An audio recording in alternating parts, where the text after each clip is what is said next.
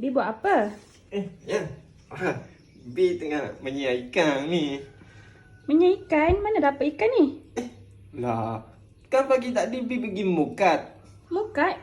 Uh, Mukat apa? mukat ikan yang tak nahan pukat tu, yang ikan lalu sekat yang lekat. Yang pergi tangkap ikan. Tadi kan pagi tadi pergi tangkap ikan. Oh menjala ikan lah. Rigat tadi. Rigat? Tangkap lah. Itu udang? Sama juga jala? Ni rigat. Rigat? Ni rigat. Rigat. Bi ni apa ni? Apa ni orang panggil? Tu mengakak. Mengangkat? Merangkak. Merangkak? Nak rigat udang kena mengakak. Oh? Yang gedu-gede.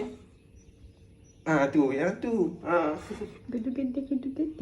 Oh, macam tu Ni kenapa tiba-tiba rajin hari ni? Siap dengan jala ikan lagi.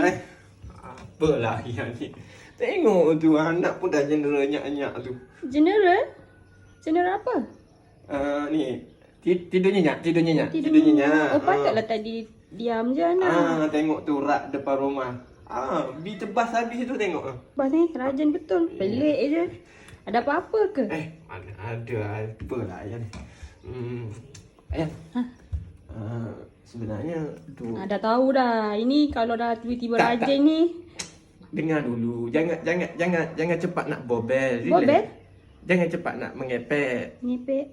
Jangan cepat nak pupang-pupang. 12 hari bulan ni je hari Sabtu Bi nak pergi event sponsor daripada Kami Perak 9 Plaza dengan AJRC dekat Stadium Kota Baru. Pukul 2 sampai petang. Nombor 1 ada jabatan tuah yang dapat kambing. Nombor 2 duit. Lepas tu nombor 3 hamper. Boleh tak Bi nak pergi tu, nak bagi dapat kambing tu, Bi balik Perak rumah. Perak? Uh, Nak bela lah. Nak Bela. Pergi je, tak perlu duit pun, pergi je. Orang bagi nombor. Lepas tu tunggu situ, orang panggil nombor cabutan tu lah. Tu je. Boleh tak? Boleh lah. Oh, padai pun rajin pelik dengan rupa rumah orang pun tebah ikan. Main. Dah berlakon je Allah.